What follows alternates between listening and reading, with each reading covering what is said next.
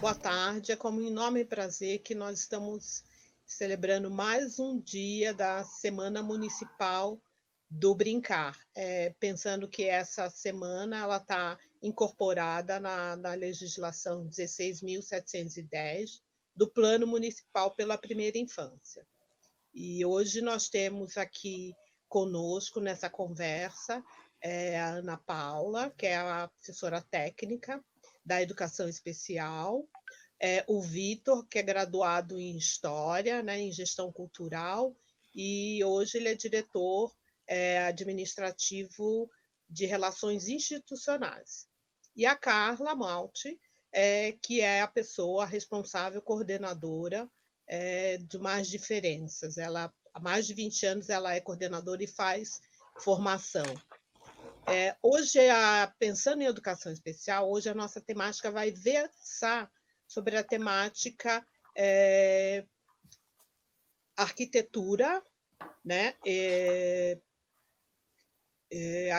Sobre a temática arquitetura infantil, reinventando os espaços em perspectiva inclusiva. E para esse nosso bate-papo, eu gostaria de começar, Ana Paula, pensando na perspectiva de educação especial, na perspectiva inclusiva, o que você tem para nos dizer? Como que as pessoas podem pensar essa temática ali no cotidiano das unidades? Então, boa tarde a todos. Primeiro eu quero agradecer o convite em nome da nossa diretora, Mônica Leone, e trazer um abraço de todos do Serviço de Educação Especial do município de São Paulo.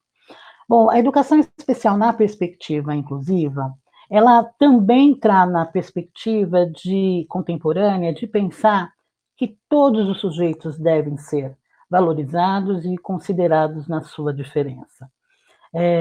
Esses sujeitos hoje, quando a gente pensa na questão inclusiva, são os imigrantes, as pessoas que têm diferenças religiosas, as pessoas que têm diferenças étnicas. Então, todos esses sujeitos devem ser considerados na sua diferença. E salientando a questão da criança com deficiência e corroborando com o currículo da educação infantil, que reforça a importância de valorizar as infâncias, a perspectiva inclusiva também valoriza o brincar. A educação especial, quando pensa em exercitar, potencializar as crianças com deficiência, pensa também na importância dessas crianças ter a experiência. E a educação infantil, ela promove isso. A concepção de educação infantil é uma concepção que trabalha o biopsicossocial, que a gente ouve tanto falar, né, principalmente quem está na área de educação, profissionais, mas o que significa isso, né? Traduzindo, é uma oportunidade que a criança tem de se desenvolver nos mais diferentes sentidos. A experiência faz com que a criança ela se potencialize e tenha a sua identidade garantida. Se ver enquanto sujeito é importantíssimo para uma criança que tem deficiência. E aqui nós valorizamos muito a oportunidade que nós temos de fazer parcerias. A parceria que nós fizemos com a Mais Diferença fez com que nós ratificássemos o nosso currículo, que já tem na sua base de construção a valorização da educação inclusiva, a valorização da educação especial nesta perspectiva e mais, a valorização da criança. Então, hoje é um momento muito importante para nós, comemorando essa Semana do Brincar, poder falar um pouco do trabalho que tem sendo realizado na nossa rede, pensando na educação infantil. Então, hoje, na educação infantil, você encontra criança com e sem deficiência participando de atividades que potencializam em todos os sentidos as experiências que vão contribuir para a construção desse sujeito. nós vamos ter a oportunidade de, durante esse bate-papo, poder evidenciar quantas atividades são feitas hoje e construídas a partir de oportunizar que a criança tenha a experiência. Muito mais do que nós, enquanto educadores, trazemos aqui fórmulas prontas, a gente precisa olhar para esse sujeito, valorizando sempre a sua diferença. É quase que uma oportunidade da gente discutir aqui com a mais diferença, como é importante isso, né? Valorizar a diferença, o conceito de diferença, é um conceito novo, contemporâneo, é um conceito em que eu amplio o meu olhar sobre os sujeitos, é um conceito que faz com que nós, educadores, tenhamos um novo olhar sobre a nossa prática e mais, que a gente o tempo todo pense em como oportunizar que todos, sem distinção, tenham direito às experiências infantis. Acho que para a gente começar o nosso bate-papo é isso. Boa tarde, eu só queria interromper um pouquinho, só para lembrar que a nossa live é acessível. Então, a gente tem a Paula aqui, que é a nossa intérprete, mas nós também estamos transmitindo com audiodescrição e com legenda. Só que está num outro canal, numa outra tela, porque aqui a gente pode ter no máximo 6 pessoas. Portanto, as pessoas que quiserem acessar a audiodescrição e a legenda vão acessar pelo seu computador. Lá no computador vai ter o link onde deve ser acessada a audiodescrição e legenda para quem tiver interesse. Obrigada, e agora eu passo a palavra para o Vitor. Obrigado, Carla. Boa tarde a todos e a todas que nos assistem. Antes de tudo, eu espero que vocês que nos assistem aí de casa estejam bem. Eu agradeço em nome da Fundação Grupo Volkswagen, à Secretaria Municipal de Educação de São Paulo, pelo convite para esse webinar, que faz parte da programação oficial da Semana Municipal do Brincar. Antes de falar sobre a publicação Arquitetura Infantil Reinventando Espaços, que é o tema dessa nossa conversa e que está sendo lançada hoje, eu gostaria de apresentar brevemente um pouquinho para vocês sobre o projeto Brincar, que a Ana Paula já introduziu durante a fala dela. O Brincar, ele é uma iniciativa da Fundação Grupo Volkswagen, realizada desde 2017, em parceria com a SME e também com a ONG Mais Diferenças, aqui hoje representada pela Carla. Ele parte de um pressuposto que aparentemente é bem simples, mas que é extremamente poderoso ao mesmo tempo, o do brincar para todos. Assim, valorizando o brincar como um direito e ao mesmo tempo uma potente prática pedagógica, o objetivo desse projeto é incluir todas as crianças, sejam elas com ou sem deficiência, na educação infantil. Isso porque, para a Fundação Grupo Volkswagen, a causa da inclusão de pessoas com deficiência é uma das quais a gente atua juntamente com mobilidade urbana e com mobilidade social. E pensando no Brincar, a gente realiza então ao longo do ano uma série de atividades com escolas, com famílias, com comunidades, que incluem desde a formação de educadores e gestores escolares até o acompanhamento dos professores em sala de aula e oficinas para os familiares.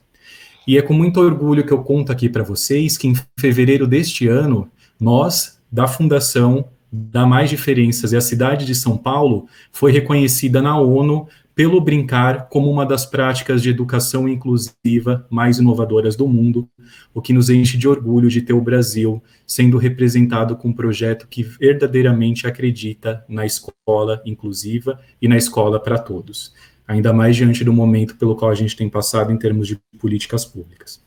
O Brincar, ele também conta com vários materiais online disponíveis para download gratuito nos portais tanto da Fundação quanto da Secretaria da Mais Diferenças, e um deles, que vai ser lançado assim que a gente terminar o nosso bate-papo, é a publicação Arquitetura Infantil, Reinventando os Espaços, que é o tema desse nosso webinar. Esse material ele foi construído de forma colaborativa e ele parte da experiência, das vivências do projeto nas escolas da rede pública de São Paulo. E ele traz não somente algumas referências teóricas e atividades práticas para os educadores, mas também para familiares, pais, para todos aqueles adultos que são ou que querem ser adultos brincantes. O que é um adulto brincante? É um adulto que é par da criança durante a brincadeira. E isso serve tanto para casa, tanto para a escola. Eu acredito que é uma publicação ainda mais relevante quando a gente para olhar esse momento em que a gente está passando, em que as crianças estão em casa. Então é mais uma alternativa, é mais uma publicação que vem aí para contribuir com esse esforço de todos nós durante a pandemia da Covid-19. Além da publicação em si, que é o coração, né, desse conjunto que a gente está lançando hoje, o Arquitetura Infantil ele inclui outros materiais complementares também acessíveis, como vídeo, áudios e uma publicação com ícones de comunicação alternativa, justamente para que ele possa ser usado com todas as crianças. Antes de entrar com mais detalhes na publicação, eu queria começar essa conversa com uma reflexão que eu fiz para mim mesmo, na primeira vez que a Mais Diferenças, que a Carla e a equipe dela, enviaram a ideia para a Fundação de realizar esse material. E talvez essa dúvida, essa reflexão tenha surgido de vocês quando vocês viram a divulgação desse webinar. Porque, afinal, o que significa arquitetura infantil? Eu confesso que, quando eu li pela primeira vez esse termo, era algo que eu não estava familiarizado, mesmo sendo educador de formação. Eu tentei até dar uma lembradinha nas minhas aulas de licenciatura, se tinha sido alguma coisa que eu tinha perdido em alguma aula, algum conceito complexo que eu não prestei atenção, mas assim que eu comecei a ler a primeira versão da publicação, essa pergunta já foi respondida no primeiro parágrafo, por meio de uma outra pergunta, que me deu a resposta daquilo que eu queria entender como arquitetura infantil. E eu vou ler, eu fiz uma adaptação desse parágrafo, eu vou ler rapidamente essa pergunta para vocês. Quem não se lembra de ter feito uma toca, uma cabana, uma caverna com lençol ou tecido quando era criança? E a partir dessa memória, isso já trouxe para mim claramente o que significa arquitetura infantil. Porque a arquitetura infantil é basicamente isso, é de que forma, a partir da sua leitura de mundo, as crianças brincam de construir estruturas que transformam o lugar ao seu redor. E aí pode ser um castelo com caixa de papelão, pode ser um túnel de pano, uma caverna feita com guarda-chuva. O céu é o limite para a imaginação da criança e para essa arquitetura infantil do brincar. E o que é mais interessante é que é uma experiência que ela surge do presente, do momento, ela é algo espontâneo, é algo efêmero, porque a criança ela não constrói as coisas de modo linear, é sempre uma possibilidade em aberto. A gente pode até saber como começa uma brincadeira de arquitetura infantil. A gente pode ter a caixa, pode ter o lençol, imaginar onde aquilo vai dar de acordo com o ambiente do entorno onde a gente está brincando, mas o resultado é sempre uma possibilidade em aberto. A gente sabe como começa, mas não sabe como termina. Então, a gente pode dizer que a arquitetura infantil é quase uma criação artística, e isso é um ponto que nossa publicação traz e que eu gostaria muito de valorizar. Além disso, né, como historiador de carteirinha, eu não resisti, eu fui atrás de algumas referências históricas sobre a própria arquitetura dos adultos, entre aspas, que eu queria dividir rapidamente com vocês, e que eu acho que podem ser interessantes para a gente pensar um pouco essa relação das crianças com as brincadeiras de construir. Eu prometo que vou ser breve, não vou me alongar muito aqui na aula de história. Mas eu queria relembrar um arquiteto romano do século I depois de Cristo, chamado Marcus Vitruvius Polião, que escreveu um tratado chamado De Arquitetura. Eu confesso para vocês que no tempo dele, o Vitruvius ele não teve muita repercussão entre seus pares, entre as pessoas da época lá em Roma. Mas a sua obra ela é extremamente importante e relevante até hoje, porque é o mais antigo documento sobre arquitetura ocidental que chegou intacto, ou que chegou em partes até os nossos dias. Eu não sei se vocês associaram esse nome Vitruvius a uma famosa gravura do século XV, de autoria do gênio italiano Leonardo da Vinci, o famoso Homem Vitruviano, que tem justamente esse nome porque o da Vinci se inspirou nessa obra que eu estou trazendo para vocês, em um trecho que o Vitrúvio descrevia as proporções do corpo masculino. E é a partir dessas proporções que o Da Vinci desenhou aquele famoso homem vitruviano. Mas por que eu estou falando de Vitrúvio? Porque Vitrúvio ele elencou o que ele considerava ser os 3 princípios essenciais da arquitetura, que isso já foi tema de muito debate, ainda é, mas é plenamente reconhecido até os dias de hoje. O primeiro princípio é o princípio da utilidade. O segundo, que tem muito a ver com a estrutura, né, quando a gente pensa em construção, é o da resistência. E o terceiro, que é o que eu gostaria de chamar aqui para a nossa conversa e que vocês ficassem em mente, é o princípio da beleza. E por que eu trago esses três princípios? Porque o Vitruvio, então, ele propõe pensar a arquitetura como uma ciência e também, ao mesmo tempo, como uma arte. E aqui eu volto para o nosso guia, porque o nosso guia, ele reconhece a importância das emoções, da imaginação nas brincadeiras de construir das crianças, que, como eu disse, por ser efêmero, por ser autêntico, é quase uma criação artística. E não à toa, e aqui eu parabenizo a Carla e a Mais Diferenças, essa publicação ela vem repleta de uma série de referências a artistas e a obras de arte, principalmente brasileiras, que podem servir como inspiração para as atividades de construção e as brincadeiras que a própria publicação propõe. Um outro ponto que a gente precisa valorizar, e eu acho que é um dos grandes pontos altos dessa publicação, é o papel que o adulto também tem nesse brincar, seja como mediador, ou seja como, eu já disse, o adulto brincante, né? O adulto que é par dessas brincadeiras. Só que quando a gente olha para o nosso papel de adulto nesse contexto, é fundamental que a gente vá livre de amarras, livre da nossa lógica de pensamento, da nossa rigidez de pensamento, que é diferente da lógica do pensamento da ludicidade, da imaginação e da própria criação da criança.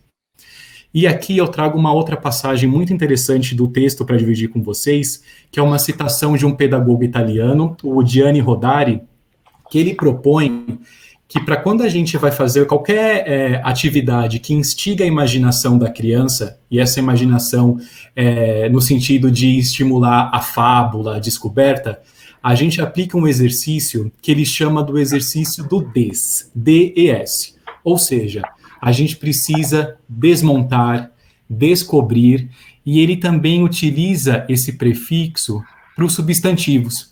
Então, quando a gente olha um lençol, eu acho que essa é a melhor sacada dele, a gente precisa olhar o lençol como um deslençol. Quando a gente olha para o sofá, a gente precisa olhar o sofá como um dessofá. E o que isso significa? Significa ver o material, ver o objeto, para além daquele uso convencional e para além do uso esperado que a gente tem nele. E quando eu li essa passagem da publicação que eu compartilhei com vocês, sobre o des, e para permanecer aqui nessas nossas metáforas, nesse nosso papo com o universo artístico, é quase quando a gente olha para aquele quadro, A Traição das Imagens, que é mais conhecido como Isso Não É um Cachimbo, do Magritte. Então tem muito essa lógica de se questionar sobre o sentido e o significado das coisas e dos objetos. Mas essa é uma discussão longa que a gente vai deixar para um outro webinar, que eu não quero tomar o nosso tempo com isso aqui. É verdade. O que eu quero dizer com tudo... Oi, diga. Não, só até complementando o que você está dizendo, no DES, quando a gente fala do brincar, o adulto tem que se desnudar-se, né? Ele tem que deixar de ser adulto para poder entrar nesse mundo, porque se você vai com essa... o adulto, quando brinca nessa rigidez, ele se vê engessado, né? Quando você se desnuda, tudo é muito mais fácil, tudo é muito mais simples, e é um mundo gostoso que a gente às vezes acaba perdendo, né? Sim. E até reforçando o que você disse, quando a gente fala lá do para todos, que o próprio texto nos traz, por que para todos? Por que para todos, né? Porque todos têm direito de brincar. Todos, inclusive crianças com deficiência. É isso. Sim. E aqui você já deixa, para mim, um gancho interessante, Ana Paula, porque com todas essas reflexões que eu resumidamente trouxe antes, o que é mais importante que eu queria de frisar é que o brincar como prática pedagógica, ele é fundamental, como você bem disse, para o desenvolvimento de todas as crianças, com ou sem deficiência. E ele traz oportunidades infinitas de conhecimento e de aprendizados. E isso sem falar nas famosas, hoje tão em moda, competências socioemocionais, como criatividade, relacionamento interpessoal, para a gente ficar só em duas, que também tem tudo a ver com esse potencial pedagógico que o brincar traz. E aqui, já encaminhando um pouco minha fala para a conclusão, para passar para a Carla, já tocando nas ideias de competências socioemocionais, eu queria fazer um paralelo rápido, um pouco com as políticas públicas, começando pelo currículo da cidade de São Paulo, no que se refere especialmente à educação infantil, que você também, Ana, brevemente nos trouxe.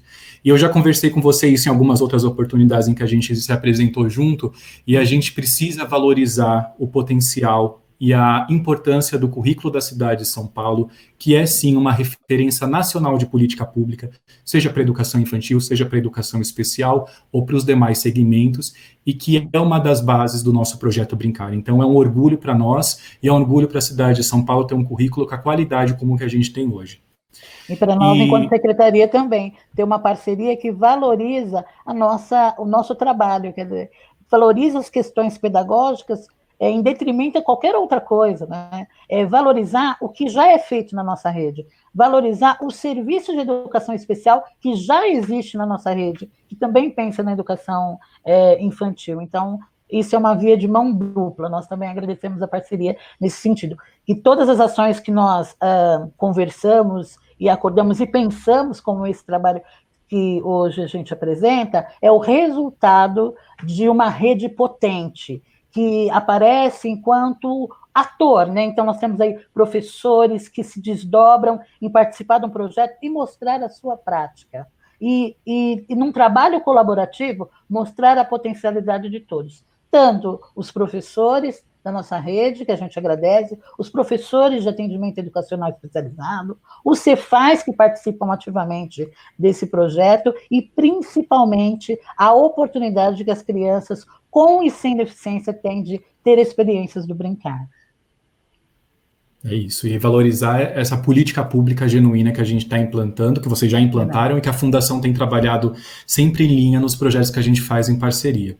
E uma das passagens do currículo da cidade de São Paulo que me chama muita atenção e que também está contemplada nessa nossa publicação, que vocês trazem como referência o professor Manuel Jacinto Sarmento, que aparece em vários trechos do currículo da cidade, é a definição que o currículo se baseia dos 4 eixos estruturantes da educação infantil, que são brevemente aqui trazendo a ludicidade, ou seja, estimular a capacidade de brincar das crianças, a possibilidade de imaginar ativamente e fantasiar o mundo real, a interação, seja com seus pares, seja com os adultos, e a reiteração, ou seja, poder sempre fazer de novo, e quando faz de novo, poder reinventar o mundo. E eu acho que essa ideia de arquitetura infantil, ela perpassa muito isso dos 4 eixos estruturantes do próprio currículo da cidade e da própria teoria do professor Sarmento. Quando a gente pensa, por exemplo, numa caverna pré-histórica imaginada pela criança com cobertor, em que ele brinca ou com um colega de classe, ou com um educador, ou com seu pai, com seu irmão, com a sua mãe, e que ali naquela imaginação dela, ela está repleta de pinturas rupestres, de dinossauro do lado de fora, de animais e plantas exóticas e assim por diante, o que a criança está fazendo é trazendo para a prática o que o currículo da cidade também nos traz para a teoria. E essa é uma discussão nossa já de longa data, né, Ana? E Carla também, da importância da praxis quando a gente pensa no projeto Brincar. É a teoria, sempre como base, um referencial teórico forte, como a gente tem hoje, mas trazer aquilo para o cotidiano das escolas e para a realidade do educador, do gestor público e das crianças também. Isso eu acho que é o mais valioso que o nosso currículo traz. Verdade.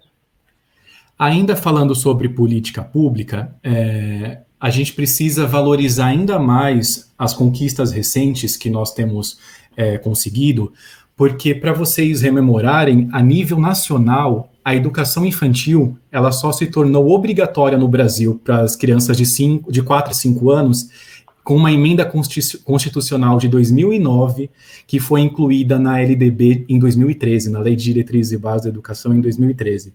Então, a gente tem muitos desafios, certamente, mas a gente precisa celebrar também aquilo que a gente já construiu de bom e tudo que a gente vem construindo ao longo dessa jornada e, obviamente, também quando a gente olha para a educação especial na perspectiva da educação inclusiva, que é outra política bastante recente de 2008, né? Então, vamos também celebrar e saber que em pouco tempo, claro, ainda não estamos no mundo ideal, mas já conseguimos bastante, né?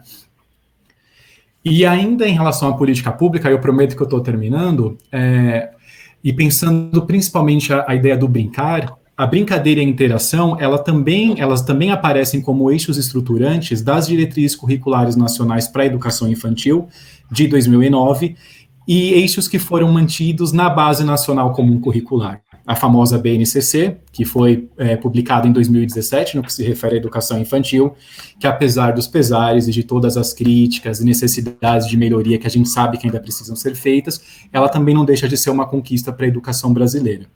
E por que eu trago a BNCC? Porque eu queria encerrar aqui minha reflexão destacando 3 dos 6 direitos de aprendizagem e desenvolvimento para a educação infantil que a BNCC traz e que tem muito a ver com o que a gente discutiu até agora.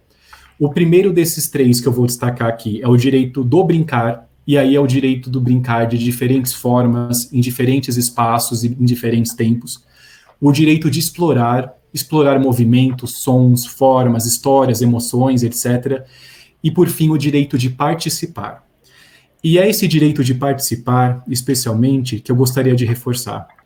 Porque quando a gente fala do direito de participar, ele significa reconhecer o direito da criança de poder escolher a brincadeira, escolher os materiais da brincadeira, os ambientes do brincar, ou seja, é o direito da criança se decidir e de se posicionar.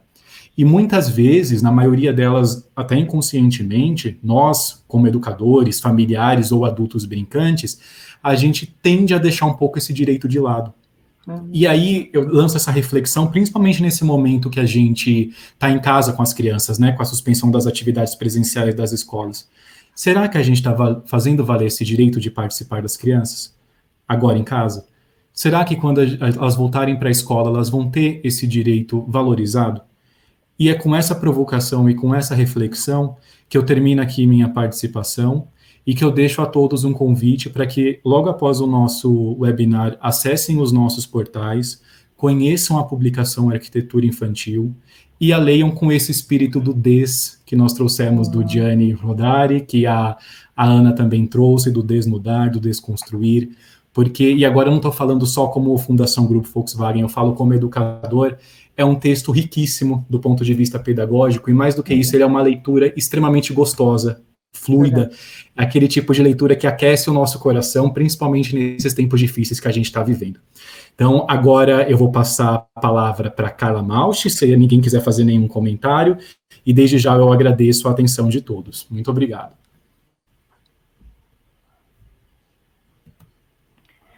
Boa tarde de novo para todas e todos. Em primeiro lugar, eu quero dizer que é uma alegria nós estarmos juntos aqui. Acho que nesse momento de isolamento a gente vem criando e construindo outras formas de não perder o contato. Então, nesse sentido, é uma alegria a gente ter organizado e estar contando com a presença de vários educadores e que nos deixa muito felizes. E, acima de tudo, a gente está podendo celebrar a Semana Municipal e Mundial do Brincar. O direito ao brincar, que é uma coisa tão óbvia, né? Então, não dá para se imaginar uma criança sem brincar, é um direito que, por muito tempo, não foi garantido para as crianças com deficiência. Se a gente for analisar ao longo da história, o brincar não aparecia no nosso processo formativo. Parece que para as crianças com deficiência, nós tínhamos que pensar unicamente, e eu vou botar muitas aspas aqui, mas unicamente essas crianças a gente tinha que ver qual era a deficiência, o que tinha, que reabilitação.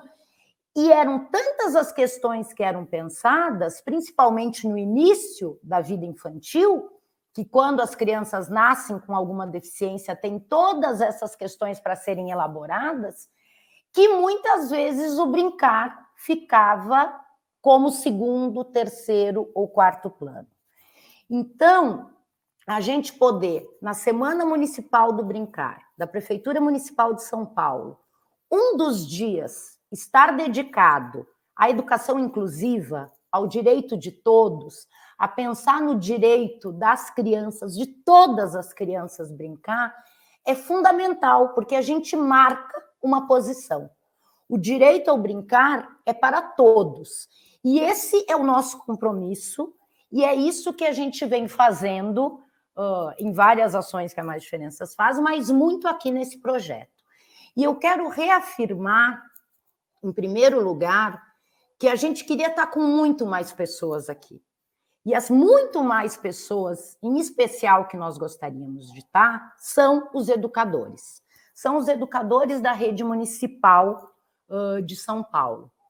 O projeto Brincar, o jeito que a gente pensou, a arquitetura do projeto Brincar, já que a gente está usando esse termo, ele foi pensado, em primeiro lugar, em articulação, como Vitor, Ana Paula e Fátima já falaram, em diálogo com as políticas públicas e em diálogo com as diretrizes municipais, portanto, junto com a secretaria, a gente vem construindo e fazendo o desenho desse projeto.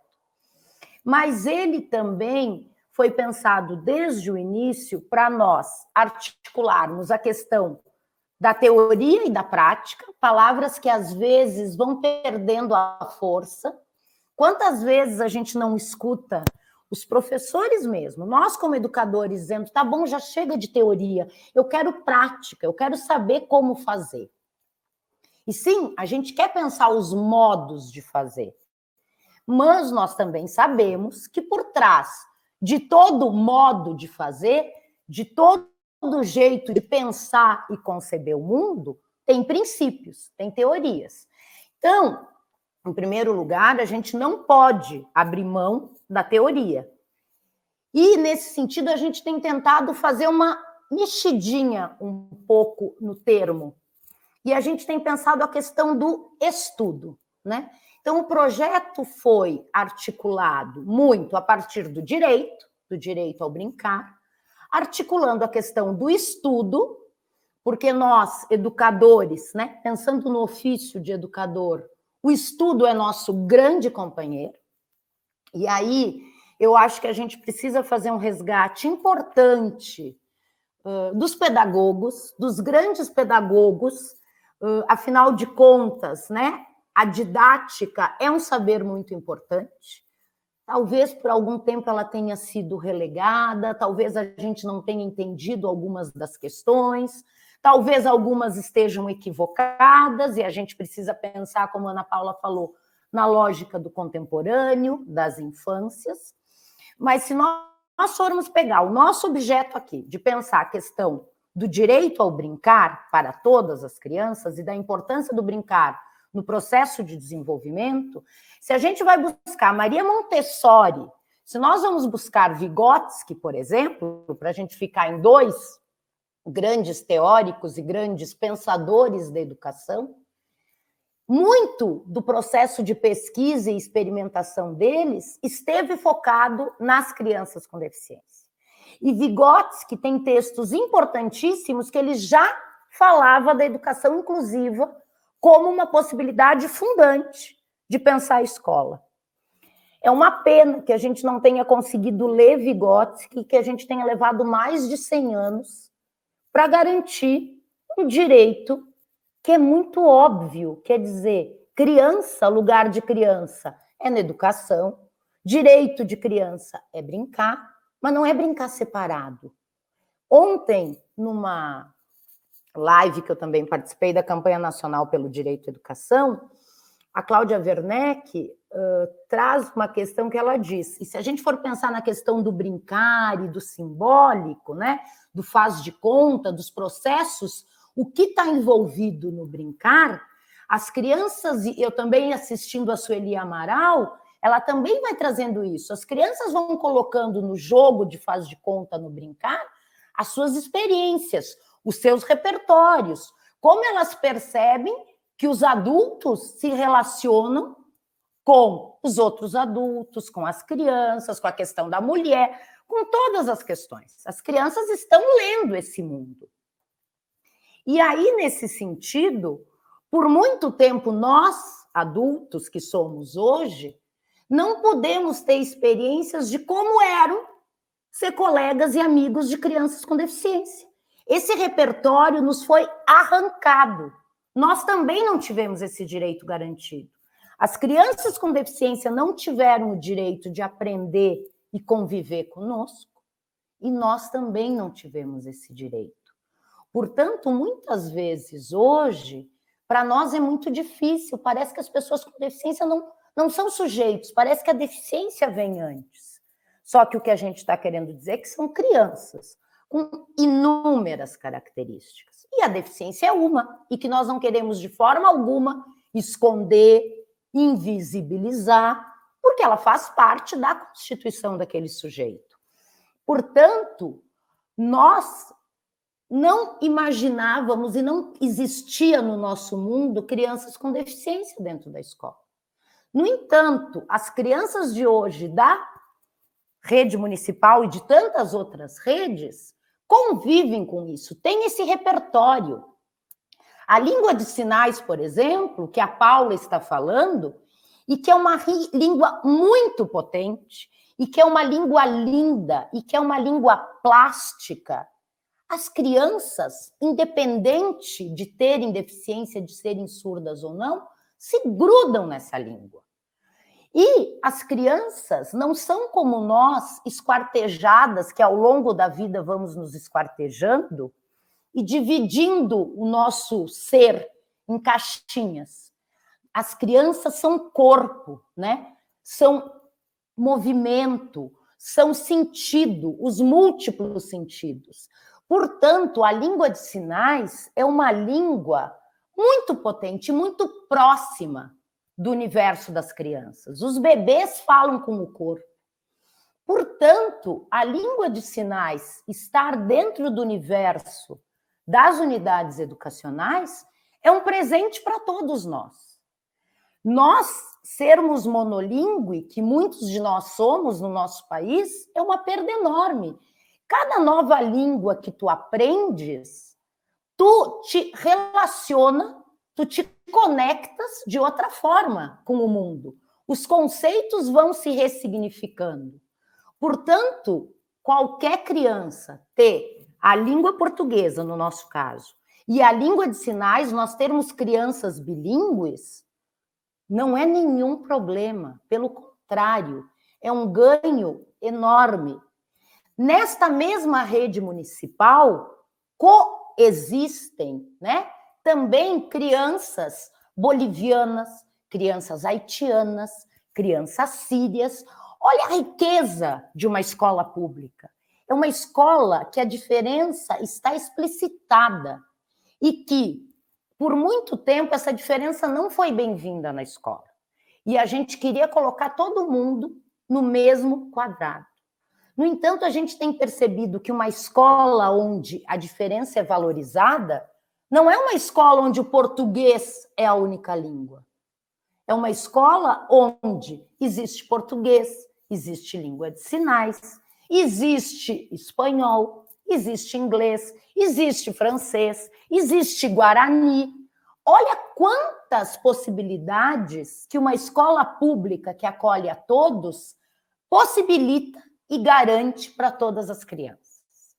Há 20 anos atrás, a gente não tinha essa possibilidade, porque a escola não era garantida para todos esses grupos. Portanto, a gente hoje está celebrando o brincar e garantindo o direito à educação inclusiva, o direito à educação para todos, é um ganho nosso enquanto sociedade. Nós perdemos muito isso. E aí, voltando ao nosso modo e à nossa arquitetura de trabalhar no Projeto Brincar, tem essa questão do estudo e tem essa questão da gente estar junto nos espaços, na sala de referência, no parque, no jardim, junto com os educadores e junto com as crianças. E a gente tem tido possibilidades de invenção, de criação, de observação, de aprender com os educadores e de aprender com as crianças incríveis. Então, essa rede municipal e muitas redes de ensino têm um saber enorme acumulado. Então, o material que a gente lança hoje é um material que ele já foi feito a muitas mãos, ele foi feito durante a pandemia, nós aprendemos muito. Então, esse material tem muitas marcas, tem muitas memórias, tem muitos sonhos. Esse material tem a cara da Ana Carolina, tem a cara da Thaís, tem a cara do Arthur, tem a cara da Guaciara, tem muitas caras, tem muitas imagens, tem muitas coisas que a gente foi estudando. E foi no meu modo de ver, e eu acho que isso é importante a gente falar, foi um processo que dialoga muito com a perspectiva da inclusão. Porque uma das questões da inclusão, e tem um monte de coisa que sai da nossa boca muito fácil, no blá, blá, blá, mas uma das questões da inclusão, ou de uma educação para todos, é que a gente precisa assumir um pouco a questão da humildade e de que a gente não sabe tudo. E que a gente precisa entender o que o outro está pensando, como o outro está pensando, o que eu posso aprender do outro. E aí, nesse sentido, esse material foi construído de forma muito colaborativa. E foi uma alegria para nós. Por quê? Porque a gente acordava pensando no arquiteturas infantis, nas barracas, nas nossas memórias, nas memórias que a gente lembrava de quando a gente estava nas unidades educacionais. Talvez tenham educadoras aqui que lembrem de quantas mesas se transformaram em túneis com panos e que a gente colocou coisas embaixo da mesa, e que histórias foram contadas embaixo desse túnel, e que um túnel possibilita muitas novas brincadeiras. Então, a gente tinha a rede, a gente tinha os educadores, a gente tinha as crianças conosco na feitura desse material, e a gente também tinha, e que tem uma coisa que é fundamental, que diz respeito ao tempo, para a gente pensar, para a gente escrever, para a gente inventar e para a gente brincar, nós precisamos de uma coisa que se chama tempo. Se a gente for pensar a origem da palavra escola, tem a ver com tempo livre, né? É a gente garantir e dizer, enquanto sociedade, que as crianças e os adolescentes têm direito a um tempo livre. Livre do mundo do mercado, livre do trabalho, fazendo esse processo também de conhecer esse outro mundo. Então, para a gente poder brincar, para a gente escrever, para a gente experimentar, para a gente estudar, a gente precisa de tempo. E a gente precisa, e eu gosto muito desse termo, que diz que muitas vezes a gente tem que roubar tempo. O Daniel Pennac que fala isso, que é um professor francês, muitas de nós já devemos ter lido, e ele diz isso. Para o amor e para a leitura, a gente nunca tem tempo. Ou a gente rouba, ou ele desaparece. E eu acho que para brincar também a gente precisa roubar tempo.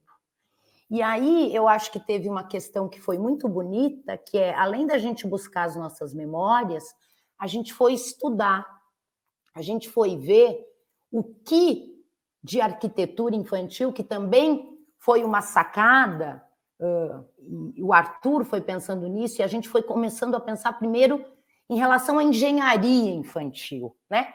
Qual é a engenharia infantil? Como que as crianças vão elaborando tudo isso? Como que a gente permite que as crianças façam projetos? Depois a gente foi mudando e a gente disse, não, acho que a engenharia tem a ver com uma ciência mais rígida, né? Acho que a gente está falando aqui é de arquitetura, que acho que o Vitor lindamente já nos trouxe algumas memórias aqui. Então, quando a gente fala de arquitetura, a gente foi estudar arquitetos. E tem, por exemplo, um arquiteto que a gente adora e que a gente colocou uma citação, que é o Juhani Pallasmaa, que é um finlandês. E o Juhani Pallasmaa nos ensina muito e nos faz pensar muito sobre uma escola para todos. Porque quando eu falei anteriormente que a gente tinha que estudar, e eu fiz uma defesa e um elogio aos educadores, aos grandes pedagogos, nós também, enquanto educadores, precisamos pensar na ampliação do nosso repertório.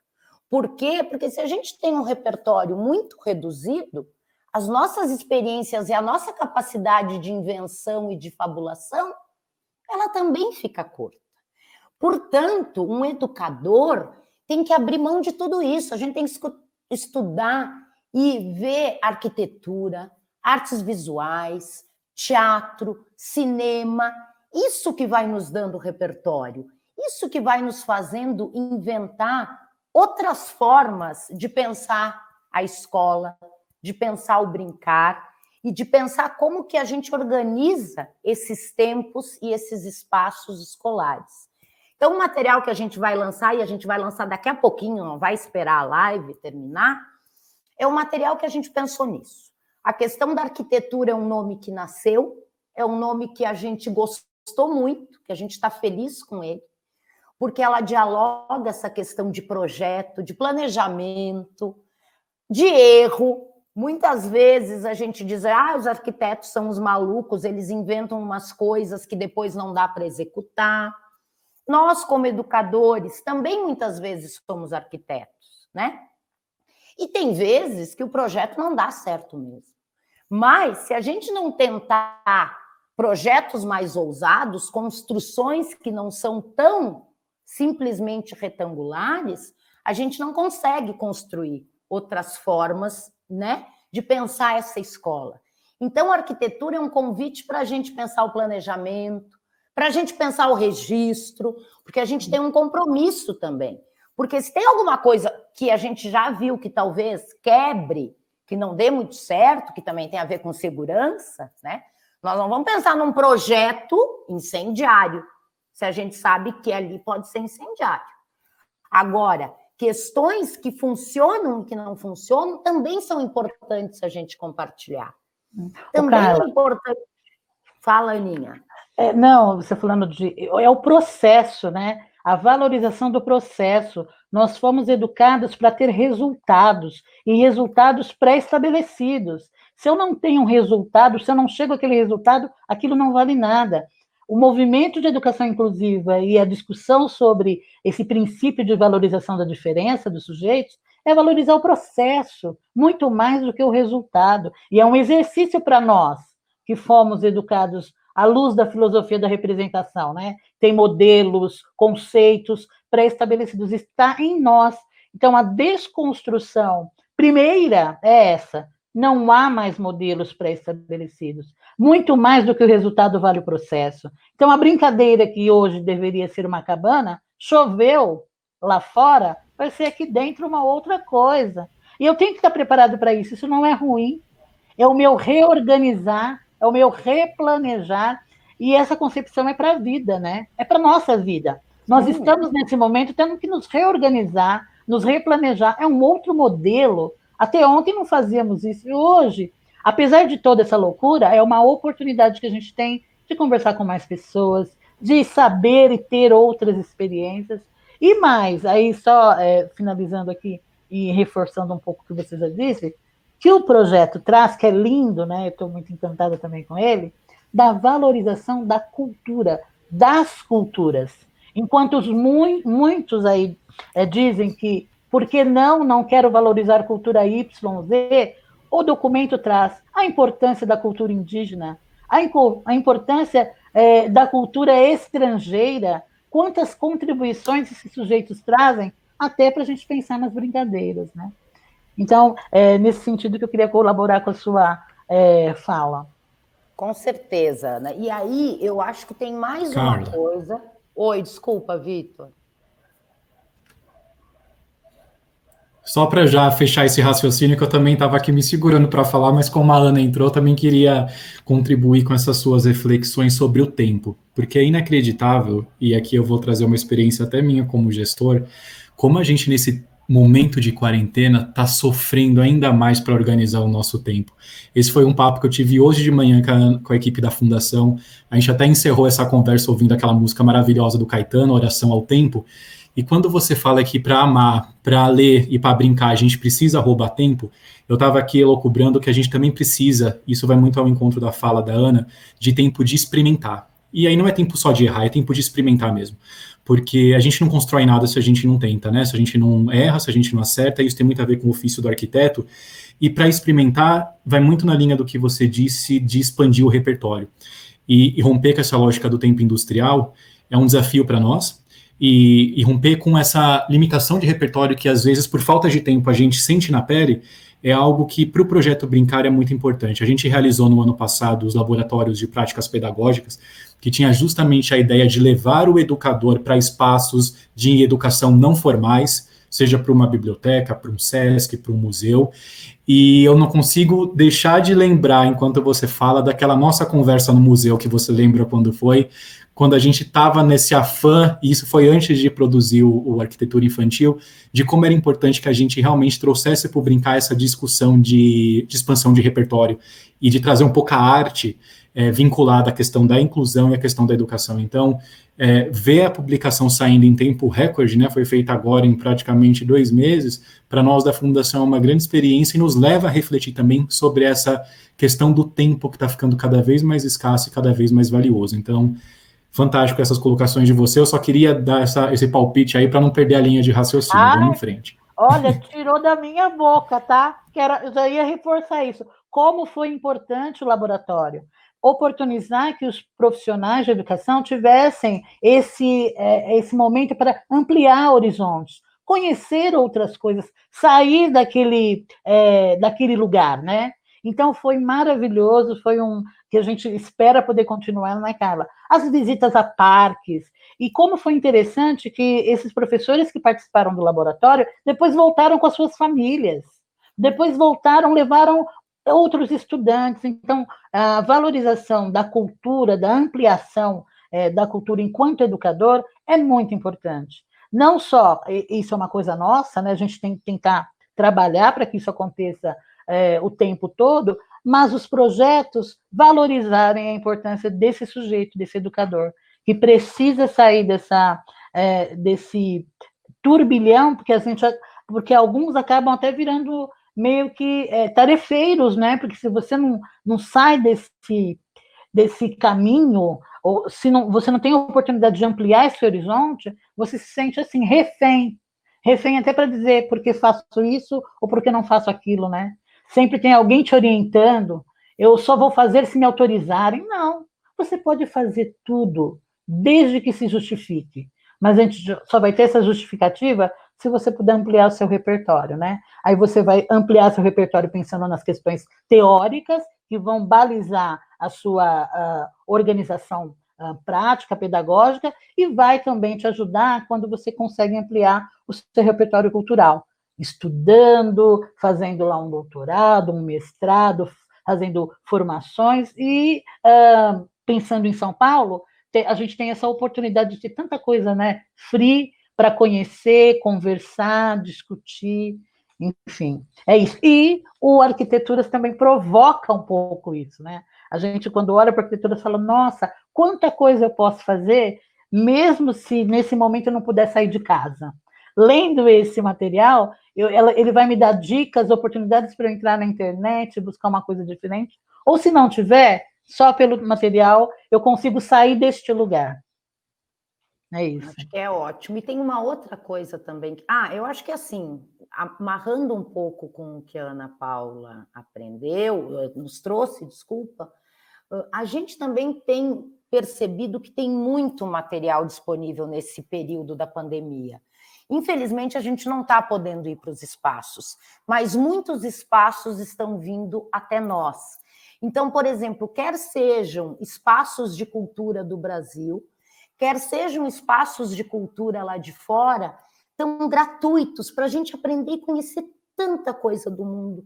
Tem tantos mundos para a gente conhecer, e cada coisa que a gente vai lendo, vai puxando o outro, vai trazendo outra questão, que eu acho também que a gente tem que ser generoso conosco mesmo, e também roubar esse tempo para a gente poder, por mais que esteja difícil, a gente está trabalhando e aprendendo a trabalhar, a gente está cuidando de criança, a gente está cuidando de mãe, a gente está tendo que aprender muitas coisas. A gente está errando, a gente tem que estar pensando o que é uma educação onde as crianças não estão com a gente, né? É muito complexo isso. E muito provavelmente, nesse período, a gente vai ter acertos que depois a gente vai avaliar e vai ter muitos erros. Mas a gente nunca tinha vivido isso. Assim como a educação inclusiva, a gente também, por muito tempo, não viveu. E aí, se a gente for fazer uma metáfora bem pequenininha, as pessoas com deficiência, por muito tempo e ainda hoje, viveram e vivem em isolamento.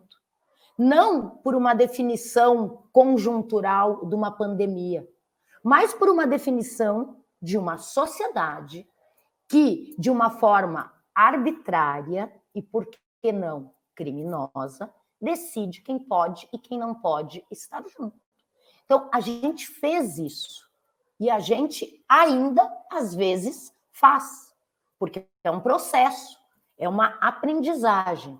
Então, eu também acho que é importante que a gente avalie muito bem, e eu acho que também a gente precisa falar, que a educação inclusiva precisa seguir se construindo, aprendendo.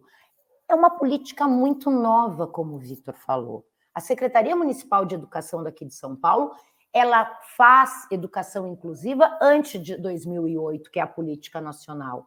Mas nesses poucos anos, nós avançamos muito enquanto sistemas de educação. Nós aprendemos muito. Tem problemas? É lógico. Com a educação também não tem. Então, o processo de educação é um processo da gente construir, da gente avançar. Agora, não pode ser entendido em 2020 como um processo de retroceder e de perda de direitos. Isso eu quero acreditar que nós, enquanto sociedade, não vamos aceitar.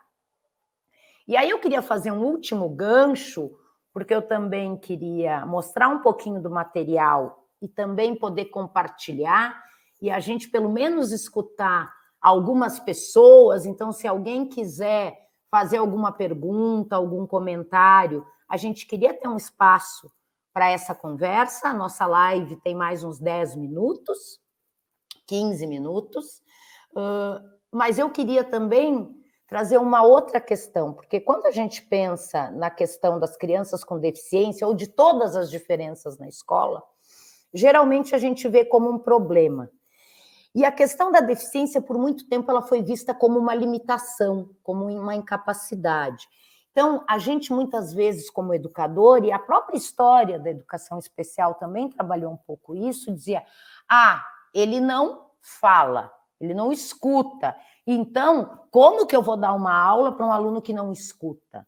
Então, ele tem que aprender a falar. E aí, eu estou dizendo a educação, a sociedade, sempre tratou isso como um problema. Como que eu vou pensar uma aula para alguém que não escuta? Como que eu vou pensar uma aula para alguém que não anda? Como que eu vou pensar uma aula para alguém que não enxerga? Como que eu vou pensar uma aula para alguém que tem um transtorno do espectro autista, que tem outras lógicas de pensamento, de relação, de se colocar nesse mundo? E a gente sempre achou isso como uma dificuldade, um problema. Mas para nós, cada vez está mais claro que pensar essas outras formas de ser e estar no mundo, essas outras subjetividades, possibilitam uma ampliação enorme, mesmo no cotidiano escolar.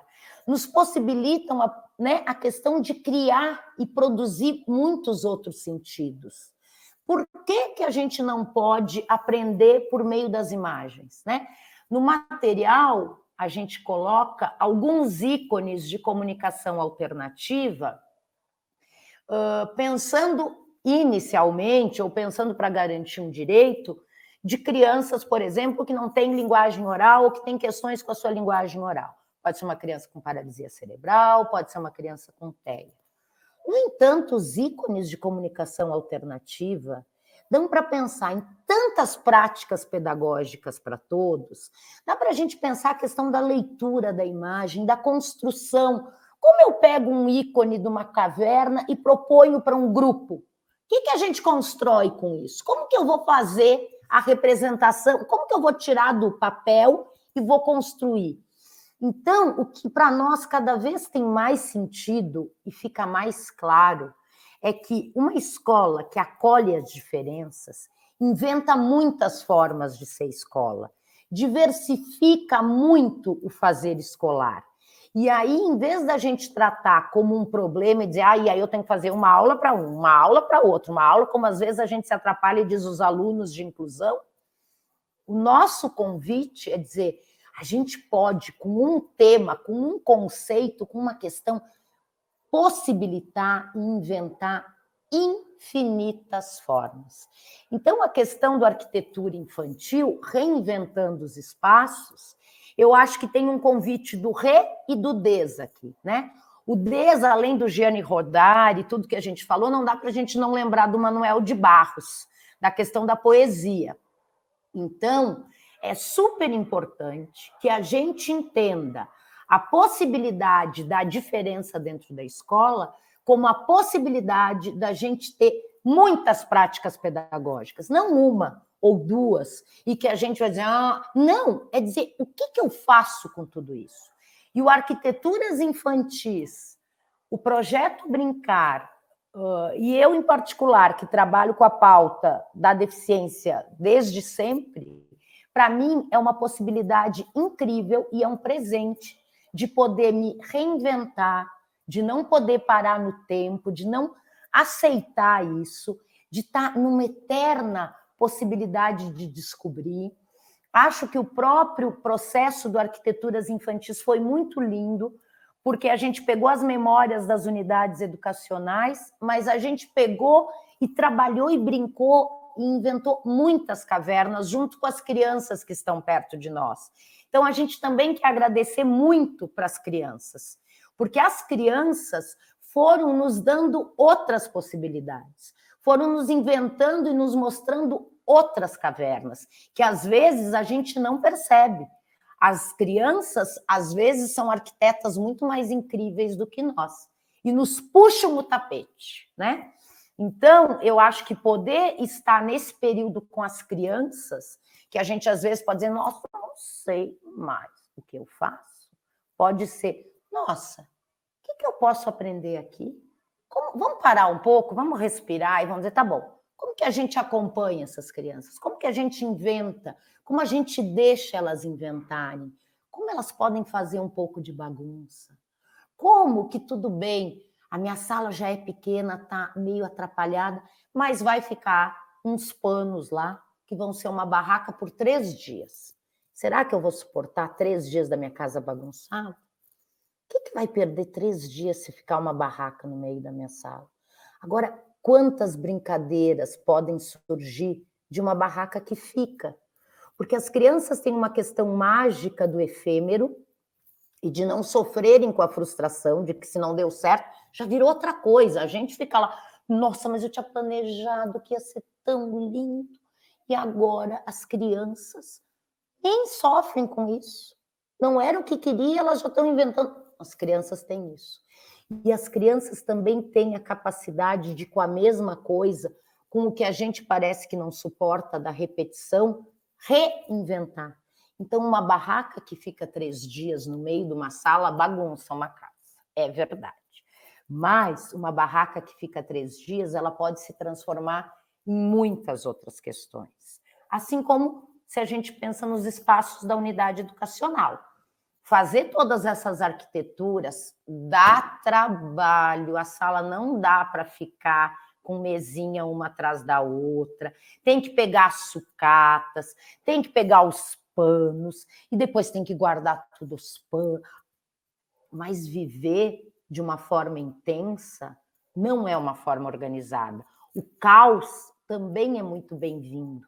A desarrumação também é fundamental para a gente pensar na criação, né? Ninguém consegue produzir uma obra de arte de uma hora para outra. Ali tem muita experimentação.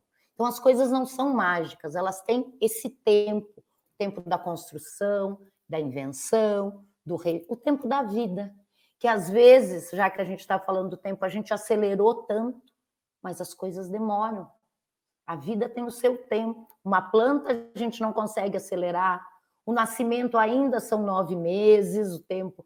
Então, por que algumas coisas da nossa vida a gente quer acelerar tanto?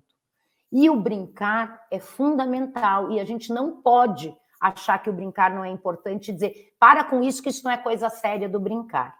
E para as crianças com deficiência, mais ainda. As crianças com deficiência têm o direito de brincar e de experimentar todas essas outras questões que a gente vive com todas as crianças.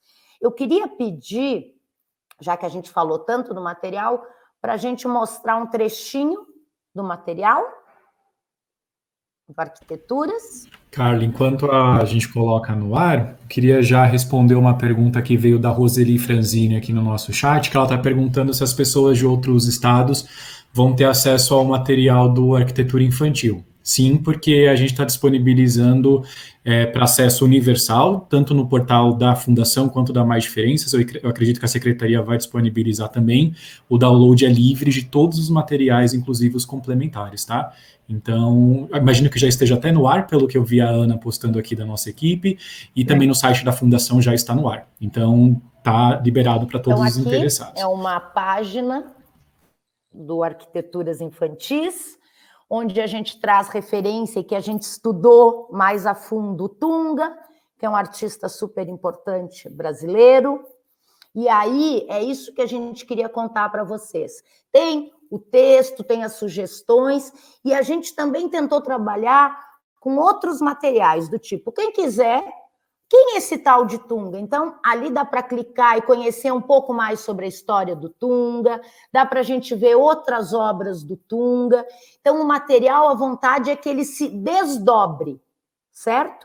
E que a gente vai para o Tunga, a gente vai querer descobrir outros artistas, e aí do artista a gente vai querer ir para a literatura, e aí da literatura eu posso voltar para a pedagogia. Então, o convite é esse, é a gente explorar outros caminhos e outros modos. A gente também acha que o Hélio Oiticica é um artista incrível brasileiro que nos inspira muito a pensar arquiteturas infantis, a pensar os penetráveis, a pensar outras obras que também fazem parte de todo o universo Oiticica e que a gente aqui vai colocando alguns elementos. Então, o material tem um texto produzido por nós, mas é quase que um caderno de notas, digamos.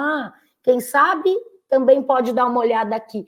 A gente brinca que oferece do tipo assim, mas isso não é tudo, daquela propaganda que a gente dá risada. Então, assim, o nosso convite é que aqui tenham caminhos e que cada um de vocês possam inventar outros caminhos. Então, é um pouco esse a cara do nosso guia. Eu imagino que o Rodrigo está fazendo a audiodescrição para os profissionais que... E aqui tem uma sala que eu falei, né? Com prendedor de roupa, que não deixou de ir lá para pendurar a roupa, muitos prendedores tiveram que ficar aqui, lençóis e cordas no meio de uma sala. Então, o que as crianças vão inventando? Como que elas vão construindo esses abrigos, né? Essas cavernas, essas tocas que existem por aí. E aí acho que a gente podia mostrar um trechinho do vídeo, porque os materiais complementares, como o Vitor já tinha falado, a gente tem um vídeo que tem os sinais de comunicação alternativa e também tem o sinal em Libras, que os profissionais, as famílias, todo mundo pode ir aprendendo um pouco da língua de sinais. Então, a gente vai ver um trechinho desse vídeo, que é um material complementar. Vamos ver se a tecnologia nos ajuda.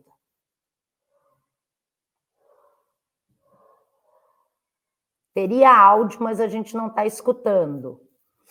Então, esse vídeo também faz parte do material. Para além disso, nós temos fichas dessa mesma comunicação alternativa, tanto em tamanho pequeno como em tamanho grande.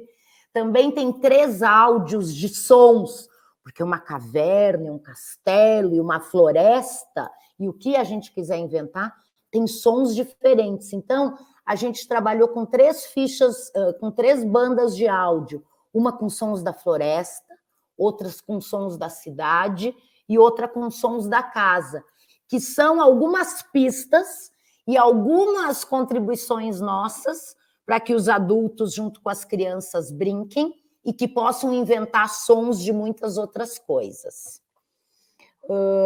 Eu acho que é um pouco isso.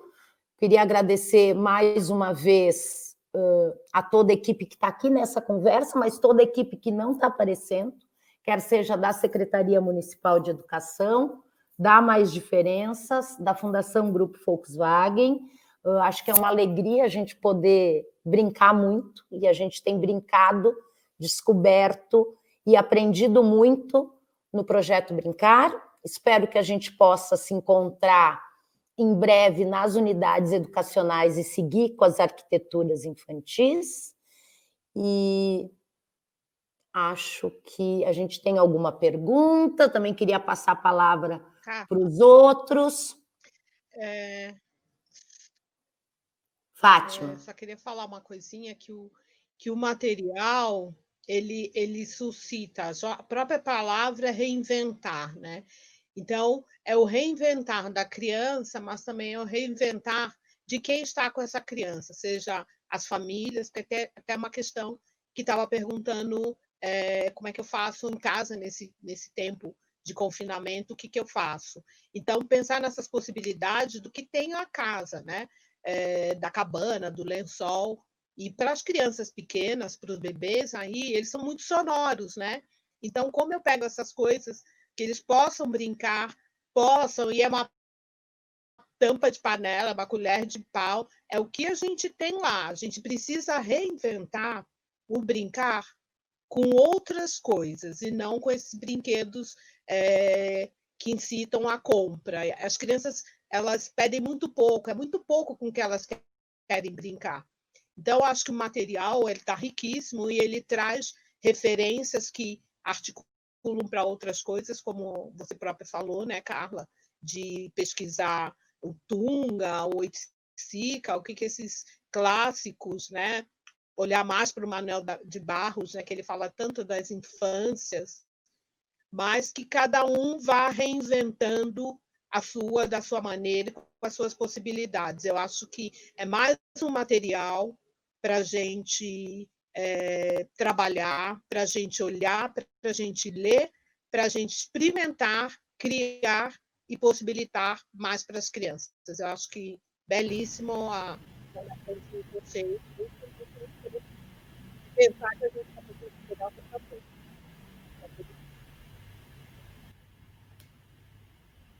Posso dar uma palavrinha final também, só para a gente encerrar, depois a gente passa para a Ana Paula. Bom, eu queria agradecer em nome da Fundação e parabenizar mais uma vez a todos que estiveram envolvidos nesse projeto, toda a equipe da Mais Diferenças, da Secretaria Municipal de Educação e também da Fundação Grupo Volkswagen, em especial a Sandra, que coordena o projeto Brincar e que teve também envolvida aí bastante diretamente na produção desse novo material. E eu faço o convite, então, para que vocês acessem essa publicação e também conheçam os outros materiais do Brincar, que também estão disponíveis online para download gratuito. Essa semana, justamente para comemorar a Semana do Brincar, nós lançamos a versão do Caderno Brincar em espanhol e em inglês. Nós já tínhamos em português, nós lançamos em espanhol e inglês. A Carla está mostrando aí a cópia do em português e também já está disponível para download nas outras duas línguas, que com isso a gente espera não só ampliar a metodologia do Brincar internacionalmente, o que já tem sido feito desde que a gente ganhou aquele prêmio na ONU que eu comentei no início da minha fala, mas também atender uma demanda que nós temos percebido na própria rede, não só de São Paulo, mas de outros municípios, de alunos que são filhos ou são refugiados, ou são imigrantes, muitas vezes os pais têm outra língua como língua materna, então também isso é uma forma de levar e de incluir realmente a todos no material do Brincar. Além disso, eu queria contar para vocês que deve estar saindo ainda hoje no Spotify e em outras plataformas de streaming, o segundo episódio do podcast Vida em Movimento da Fundação, que vai trazer a Carla como uma das entrevistadas e também a professora Chizuko Morishida Kishimoto, famosa professora da Faculdade de Educação da USP, que foi uma das idealizadoras do Projeto Brincar, para falar justamente sobre educação inclusiva e sobre inclusão de crianças com deficiência na escola comum. Então, deixo o meu convite, eu agradeço de novo pela Secretaria ter dado essa oportunidade para a Fundação estar aqui com vocês hoje, e agradeço também a todos que ficaram online acompanhando o nosso webinar. Muito obrigado e até a próxima oportunidade. Ana Paula? Também quero agradecer a participação de todos que estiveram aqui no chat, os professores, PAEs que participaram. Agradecer em nome da nossa diretora Mônica Leone, essa parceria com a DIEE, com a Carla, com a Fundação, e também dizer que nós, enquanto Educação Especial, estamos fazendo, assim, vejam lá no portal, vamos promover várias lives falando um pouco com a família, trazendo um pouco desse olhar, pensando nesse sujeito, na sua diferença. Nós vamos produzir muito material, vídeo, então estejam antenados no portal da Secretaria para saber as novas produções que serão disponíveis para vocês. E, claro, vamos disponibilizar também o material que a gente está apresentando agora. Agradecer a oportunidade e a parceria de vocês. Muito obrigada, uma boa tarde a todos.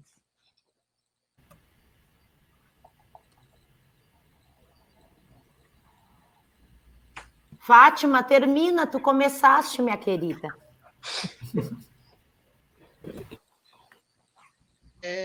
Mais uma vez, eu queria agradecer essa parceria excepcional, né, da Fundação, com mais diferenças, dos outros setores, da COPED, e muito especialmente da Divisão de Educação Especial, por essa articulação. E olhar um pouco, né? Eu acho que a gente tem que ter um cuidado, cada um de nós, para olhar essa infinidade de materiais que estão aí disponíveis, né? Então, o que eu faço com esses materiais?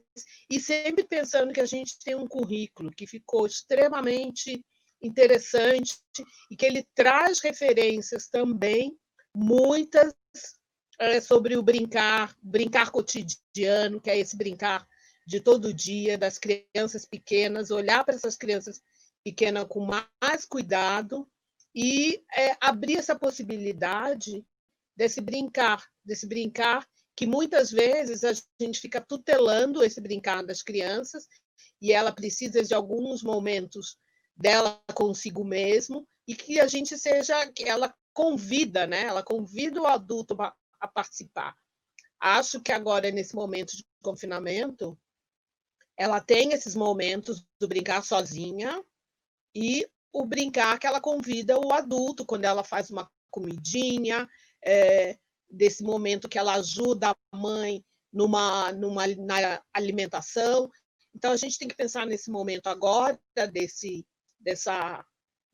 fechamento que a gente está, mas com um momento de grandes possibilidades e de grandes possibilidades do envolvimento com as famílias. Eu acho que o mais importante agora é olhar para as famílias. Então, eu queria agradecer a todos vocês, especialmente a secretaria, o Cristiano, a Daniela, que é a nossa chefe maior, por esses momentos interessantes. Obrigada a todos.